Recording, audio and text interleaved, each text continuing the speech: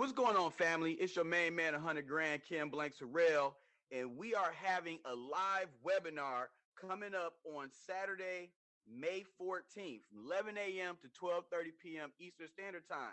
And the topic this month is dividend stocks. Yeah, that's right. We're talking all about dividend stocks.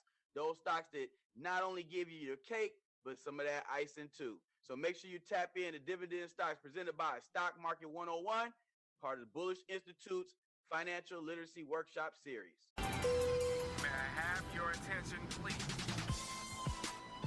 Welcome to the Entrepreneur Kickback, where we getting together with entrepreneurs and we're sharing knowledge, experience, and wisdom in the field of entrepreneurship. And today, today's episode, I got on the phone with Mr. Clayton Neal. And Mr. Clayton Neal is an 18-year real estate investor. He's also owns a real estate construction company as well. In this episode, Mr. Clayton Neal discussed on how he ended up growing up in the west side of Detroit, humble beginnings, leading him to become a graduate at Michigan University, Go Blue, and which eventually led him down the path of investing in real estate. I think this is a eye-opening interview. I'd like to thank you guys for listening, and I'll leave Mr. Neal's information in the show notes.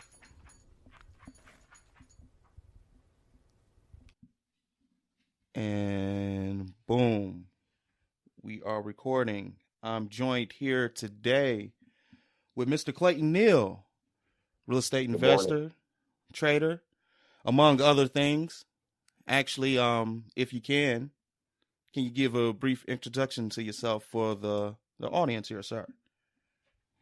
Good morning. Good morning. First of all, thanks for having me. Definitely appreciate the hand, the extension, and just join and try to share some information. So I'm Clayton Neal, real estate investor, real estate agent, developer, licensed general contractor here in the Detroit area, servicing the entire metro Detroit area. I'm a native of Detroit, West Side, Brightmoor, Schoolcraft, and Evergreen area, for those of you who are familiar with that area.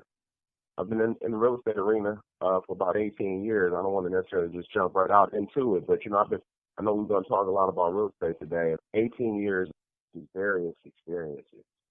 I mean, we can, talk about a little bit of everything. I don't want to steal any early thunder, man, but I'm excited. You get fired up. Thank you. The opportunity to talk and just share my story and hopefully enlighten some individuals, maybe give some individuals a little bit of confidence to take that step, because I kind of just jumped out here. So that's me. The short summary. I can definitely dig in a little bit more as we go on, but that's the basis. That's the meat and potato. Okay. Well, the goal is to inspire someone to take action. And you say you grew up in a Schoolcraft Evergreen area. Yep, right. More. Moved over there in actually 1986, summer 1986. I can kind of remember it. Previously, previous 2 years. Well, I was actually born in the 7 Mile Evergreen area. We stayed in apartments when I was young. My mom had me when she was kind of young. My mom had me right before her 19th birthday, her senior year of high school, or no, the year after her senior year of high school. My mom was my heart. She passed away in 2016, but born on 7 Mile Evergreen, I moved over to River Rouge, stayed in the family house for a couple years out there. Things got a little hairy, as they sometimes can with family. We were forced to kind of move. We actually stayed in a motel. A lot of people don't know this. Most people don't know this. Probably, maybe my wife knows it. That's probably about it. We stayed in a motel for like a month on Telegraph at 6 Mile, suburban motel. I remember that. And then we moved on to Vaughn Street, right off of Schoolcraft, right off Evergreen. And, that's kind of where I built a lot of different things just through experiences. The neighborhood was different, man. It was kind of rough, but it was a lot of love at the same time, but it was love in like silos, you know, because there was a lot of gang stuff going on back then. So it was kind of crazy. So my parents sent me to school on the west side, you know, further west, where my grandmother stayed at. She was off of Schaefer. She had just moved from Bagley, where they owned the house, and she sold it. She moved into a little duplex on Schaefer. So I ended up going to school over there because it was a quote unquote better neighborhood. But you know, some of the same things, man. So you know, Detroit is Detroit. You know, back then, you know, growing up in the '80s, '90s. So yeah, man, that's kind of you know. So I got roots a few places, and you know, East Side area too. But in Detroit, man, I love the city. Why it's so important for me to continue to try to, you know, help any way I can, whether it be through the community building. I'm a member of Omega Psi Phi Fraternity Incorporated, community service organization. You know, I've coached football, and then obviously, you know, my love, my passion. So I love all those other things, but real estate is something that I truly feel is my calling, and you know, will allow me to, you know, leave a legacy to be remembered for, you know, certain things, and you know, hopefully certain projects long after I'm gone. Oh, that's an amazing story, man. That's amazing and a real story, and that's a story people from Detroit can resonate with, and urbaners can relate with that story. You know, I'm not going to even go as far as saying black people. Of course, we can relate to that, but urbaners can relate to that story. Okay, you passionate about real estate. What was your first deal, and what were the barriers of that first deal, and how did you overcome them? Yeah, that's a great question. So I bought my first property in 2003, a little bungalow over off of like Livernois and Warren area, 48210 area code, zip code, excuse me. And I kind of just jumped out there, to be honest. A couple of my buddies from high school, you figure I'm 25 at the time. I'm working in Ann Arbor. I went to the University of Michigan. So I ended up working up there right after school, right after I got out of school. But, you know, a lot of my people were down here. So I'm working, and immediately I kind of knew, and back then, corporate life was like, this ain't all what it's cracked up to be. You know, right when I got out, I was doing a job. I was neurophysiological monitor. So I was working, you know, the like, you know, EKG machine when people were having like spinal surgeries, different surgeries, fusions, getting, you know, cages inserted, all sorts of things, you know. So I'm in there and all working sort of all, it was just kind of like, man, this isn't what's up. This is not, it's not giving me what I need. So started doing healthcare sales for a company out in Ann Arbor. Great company, family owned business. But anyway, fast forward, a couple of my buddies I went to high school with, they had bought a couple properties, right? And I'm like, man, for me, I'm like, y'all bought houses, y'all not even about to live in these? Because remember my story, I grew up in an apartment, right? 7 Mile Evergreen, then moved to Richmond School, stayed in a family house. They had to stay in a hotel for a minute, and then we rented a house when we moved off on school crash. We rented that house the whole time. We never owned it, right? So owning a house, not only that you're not that you're gonna live in, but buying a house that you're not even gonna live in. I'm like, what are y'all doing?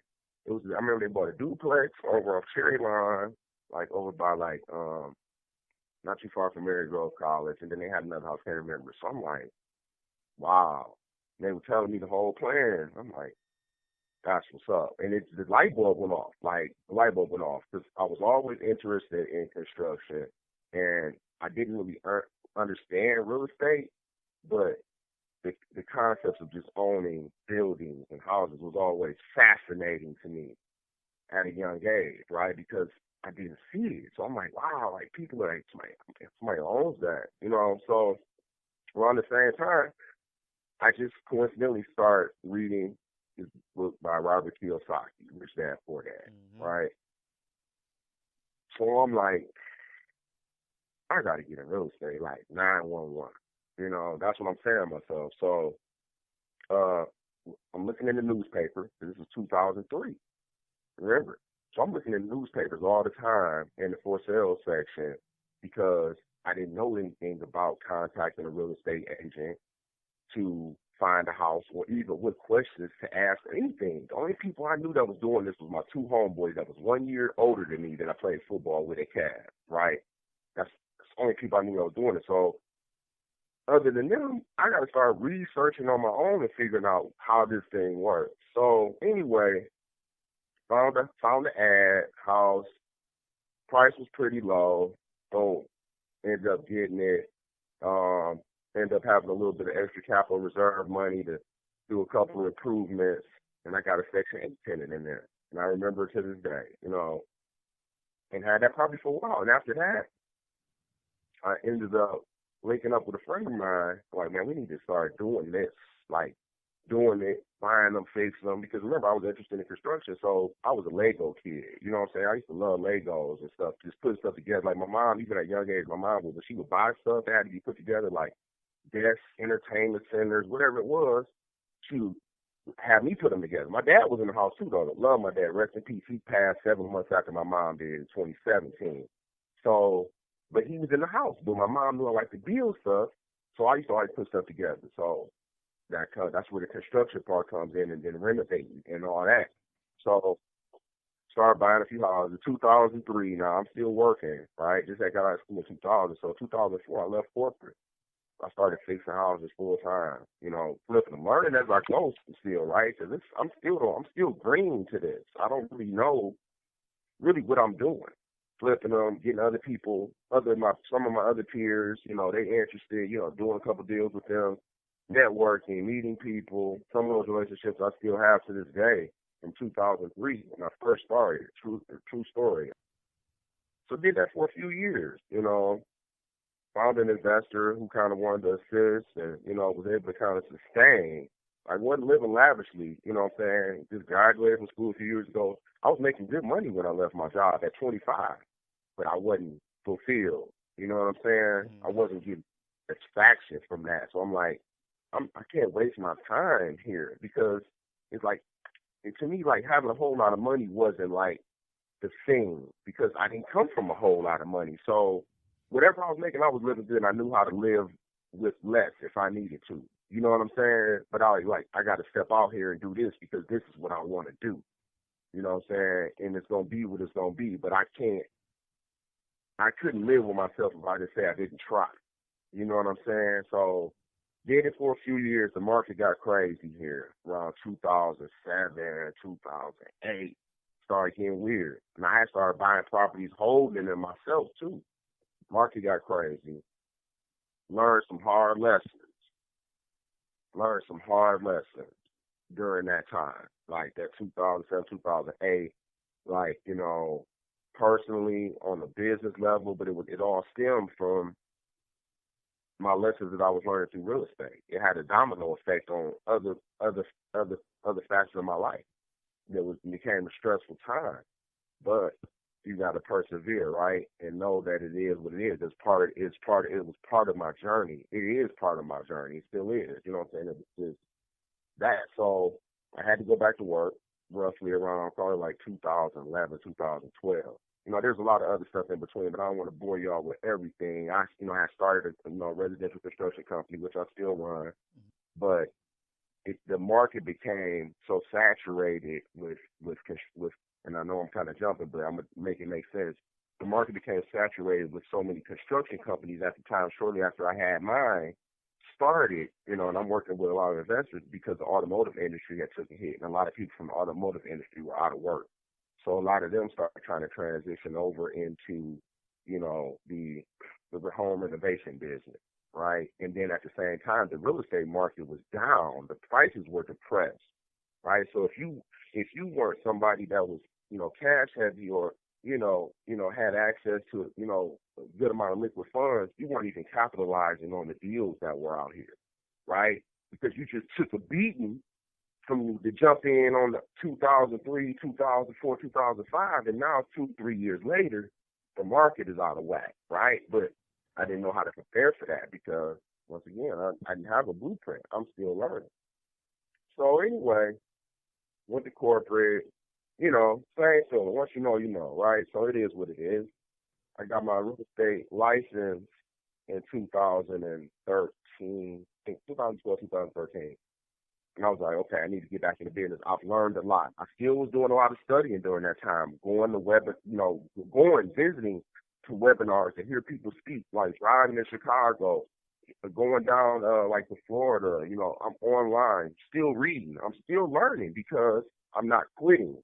I know I'm not going to quit.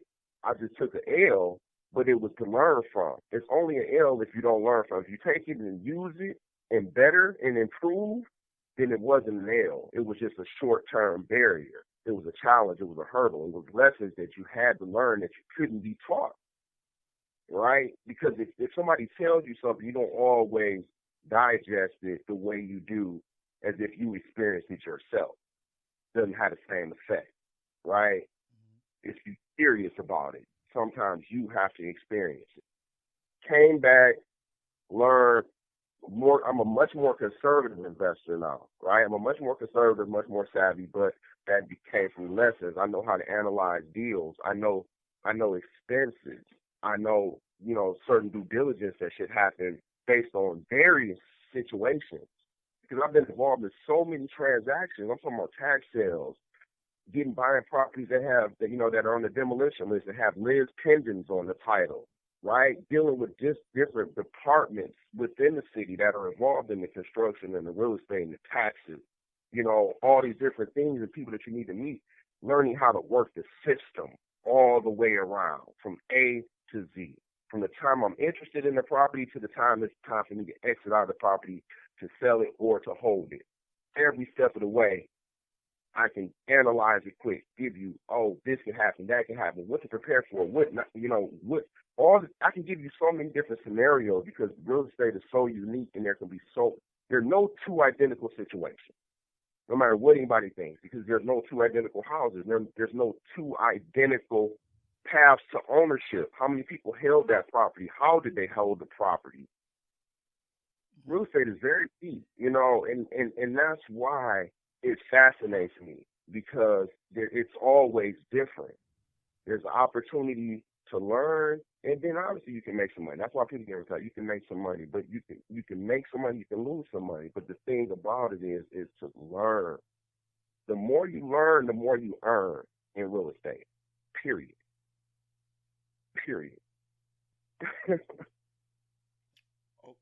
Okay. Bars, man. Bars, man. Okay.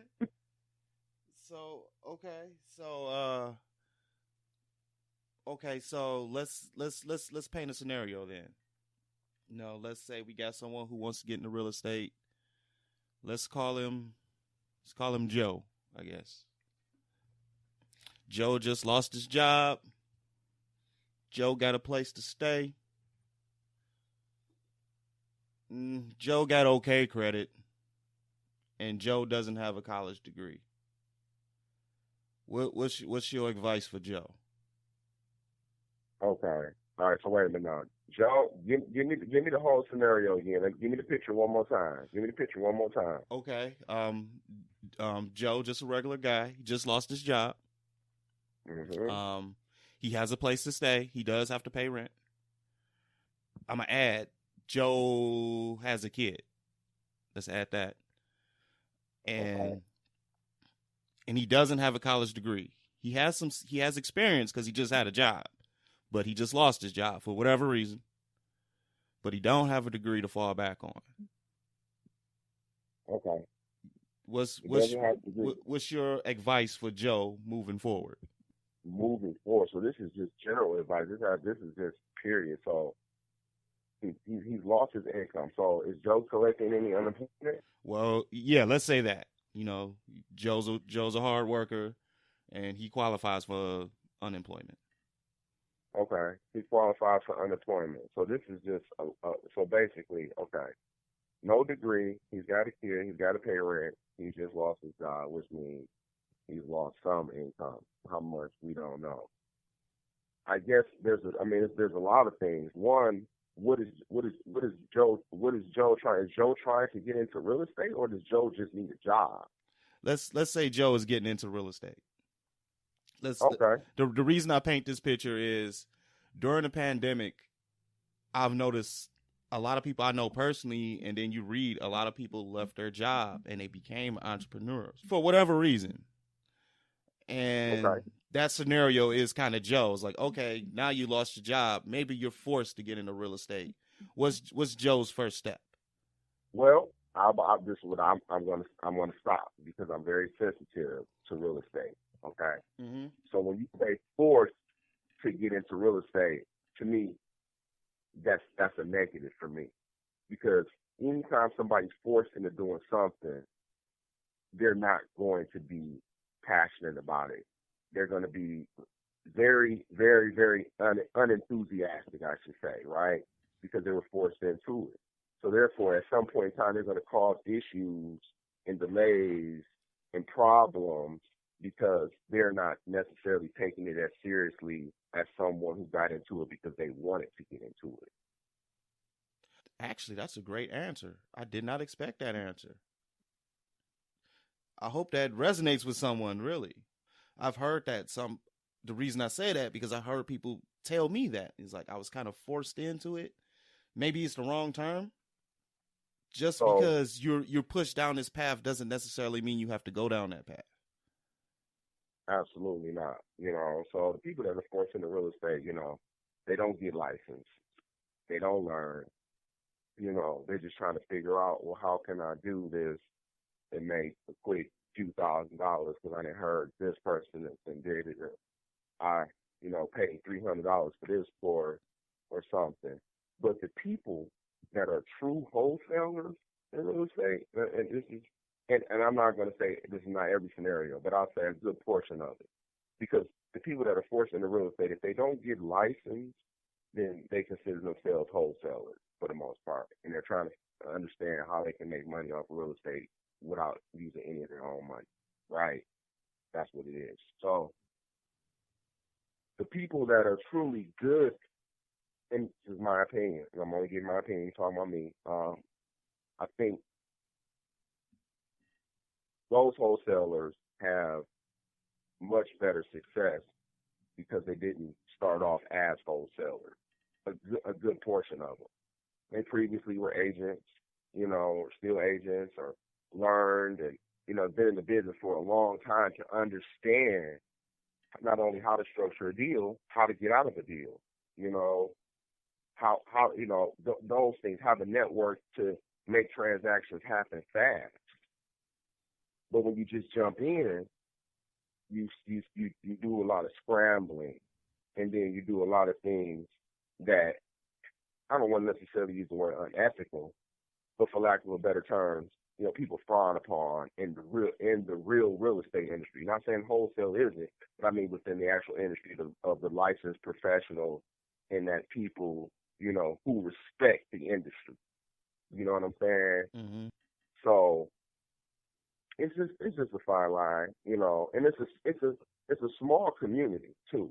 You know what I mean? Real estate, as far as if you've been around for a while, if you've done some deals, and then when you get into the development, which I'm still very young at, but I've been learning the last 2 years strong. When I mean development, like large scale mixed use buildings, stuff that's like, more than 4 units, right? So commercial development, so to speak. That community is so small, so small, so small, especially for minorities. It's I mean, I can't even put a percentage to it. Years back, I had looked into development for minorities when the Choice Hotel brand that owns like Super 8, there's a few other, they own like, so it's umbrella, I don't know how to tell you, they had a minority development program for the minorities to open up, motels or hotels under their franchise, and they were willing to give you funding to do it because minorities own like 1% or less than 1% of the hospitality industry in the United States. So I'm like, wow.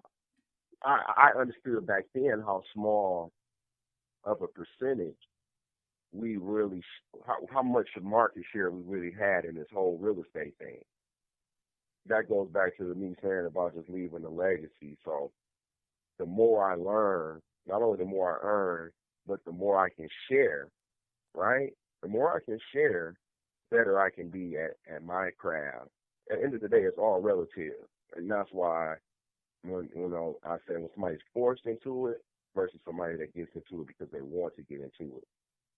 Those are the people that are going to make things better for the industry, which in whole makes things better for people. Figuring out your why.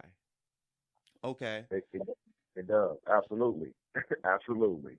With that, then let's say you have this desire for real estate, but you don't have any direction. What's your first 3 steps for that individual? Your first 3 steps, you got a desire. First of all, I'm going to tell you to educate yourself, right? It always starts with education because real estate is very broad, right? And I say this all the time, there's so much more than buying and selling houses and fixing and flipping houses. Like real estate is the world, right? It's the land, and what you develop on it creates the communities and the businesses and all that. But then there's so many different jobs that are involved in real estate. I mean, you got title companies, right? You got appraisers, you got real estate inspectors, and you got environmental engineers, real estate attorneys, real estate salespeople, real estate brokers, right? General contractors, builders. There's so many different things. So I always tell people to educate yourself. Find out, what's your niche going to be. But if you don't educate yourself, you don't even really get a chance to understand the level of involvement that goes into even the smallest of transactions. We're not even going to talk about a large-scale development and how many more entities and departments and people are involved in making sure you have a successful project on that level. Make sure all your I's are dotted and the T's are crossed. Now you're getting into, setting up, corporations, even though you should do that on a smaller level. But now you're talking to planning and development people, people that you might want to talk to see about, grant funding, if you're in a certain area, learn about opportunity zones, tax abatements and all these things. Understand where you're buying at, what's going on in this area. What are benefits, what are the pros and cons for me buying in this area versus that area? Is there funding available here? If it's not, should I go to an area that's, maybe not as desirable as the one I wanted, but I can live with it, and it's gonna be more beneficial for me long term because there's gonna be future development coming here, so I'll be able to capture some of that appreciation that I didn't capture over here in the little bit better of an area. You feel what I'm saying? So Yeah.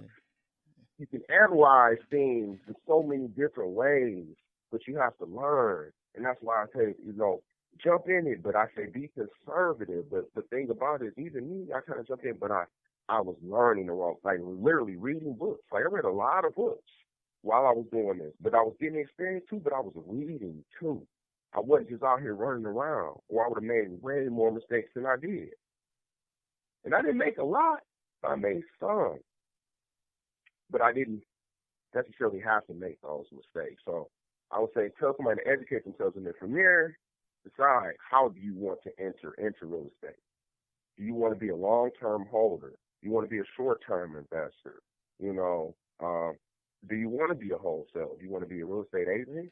Maybe you like to be an appraiser. Figure out what it is, because if money is the driving factor, then you can make money in a lot of different industries within real estate. You don't necessarily have to buy real estate per se. You can own a company that sits in real estate transactions.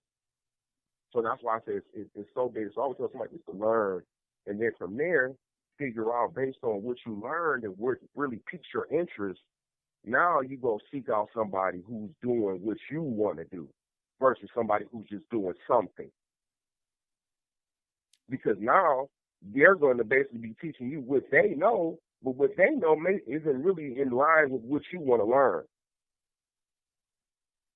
But you can only know what you want to learn once you educate yourself. And now I need to build off of this. Don't go play for the wrong team. You a running quarterback, but you go to a team that passed the ball all game. Okay. Okay. Okay. You got it. You, Okay. you feel you Yeah. feel what I'm saying? But you got to know what type of player you are to know what team you need to be on or want to associate yourself with. All right. He getting in there, y'all. He getting in there. He letting y'all know. These. Okay. My I mean, wheels is turning now. when I put it that way, doesn't it just make good sense? Yeah, it makes sense, and it's like when you think about at first you say how broad real estate is, and it's like okay, that's like as you telling me that my mind is expanding, and then not only you just broaden the horizons, you also niche them down too. Like you could just be an appraiser, and you could make money as an appraiser or an inspector or real estate transactions themselves. These are things I never even thought of personally. For sure. They're out here, though. They're out here. Read. I think books are good. I mean, internet, watching videos are good too. But I think sometimes you can be turned off by videos by the person presenting the message. And that's why books, read, because you're going to read it and interpret it the way you want versus someone giving inflections or, voice inflections on certain things or their demeanor or maybe their their monotone. It's just like, when you read, I think you can just absorb the information better and you can filter out what you don't want and you can capture what it is that you need. Feel me? What recommended books you suggest people read? Just a few. And here's my thing, and I'm gonna give you a real general answer because I'm not good at remembering the name. Like the books that I've read, like literally, this is probably 15 years ago. Like I always remember Rich Dad Poor Dad because that's the very first book I read, and it's not necessarily focused solely on real estate, but there are principles in there regarding real estate being financially free. And okay, so that one always sticks with me because that was the very first one. You feel me? So you can call that my first love as far as real estate education goes. Then after that, I read a few various fix and flip books. I read probably, I don't know, 4 or 5 of those early on, just random fix and flip books. But what I learned, and this is why I'm saying this, is that a lot of them had the same information in them. Just kind of presented different. Maybe this is on chapter 3 and the other book is in chapter 5, but it's a lot of the same information. You explained your whole journey, and it's an awesome journey. Now, if looking at yourself now, what advice would you give your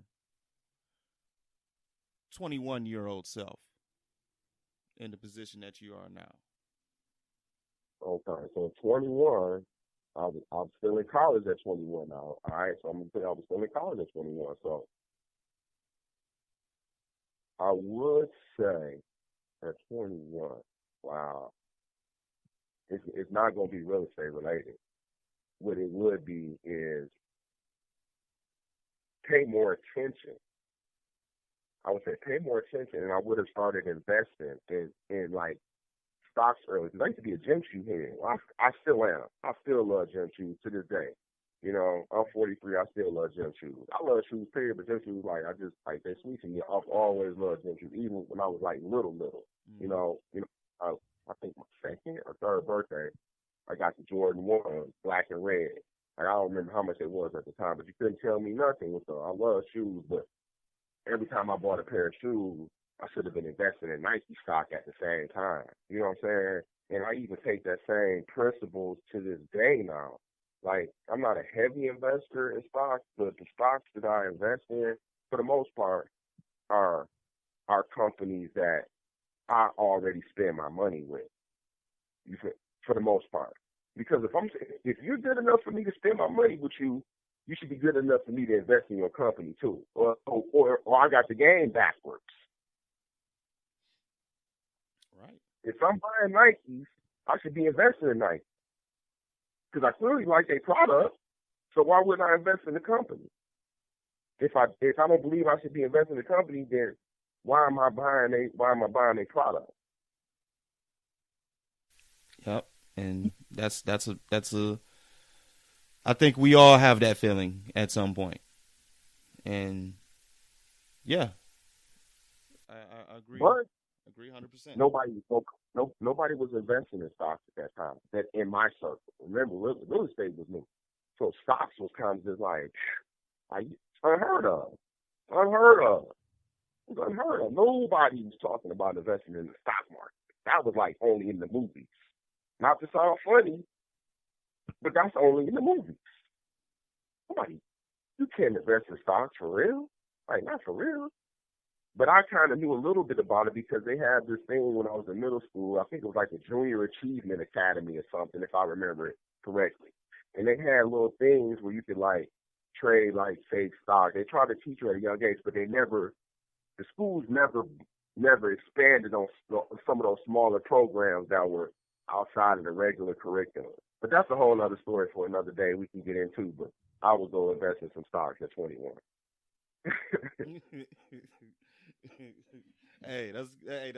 That's great, man. That's great. I like to thank you for coming on the show. I appreciate your time, good brother. Thank you for having me. Yeah, if anybody want to be able to reach out to you, how can they reach out to you? Oh, I appreciate that. So you can follow me. I'm actually on Clubhouse, so I don't know if that's or you heard me or the Bullshit Team, but I'm on. You can definitely follow me on Instagram. It's Rich Off Real Estate 308, Rich RICH Real Estate OF 308. You can also email me if you got some direct questions.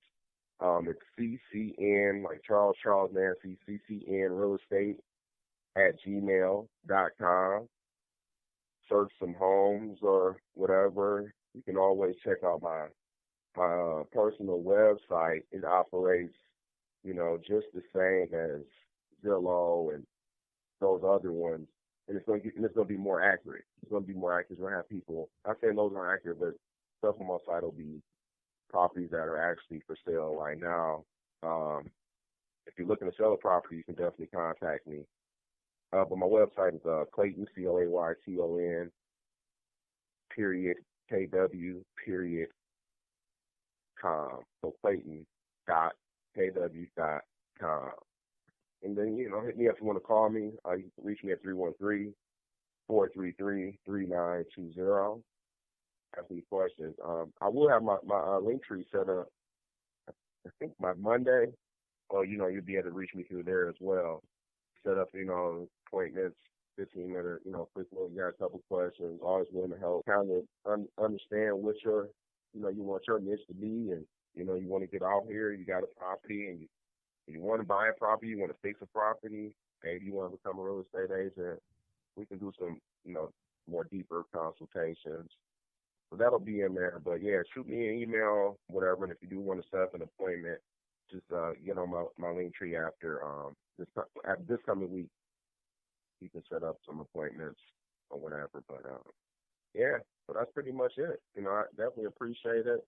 I love to share. So anytime I get a chance to do something like this, I'm always, want to go ahead and hopefully inspire someone. All right, beautiful, brother. Thank you very much. We definitely have you back on. All right, thanks a lot. All right, no problem. Thank you. All right, peace.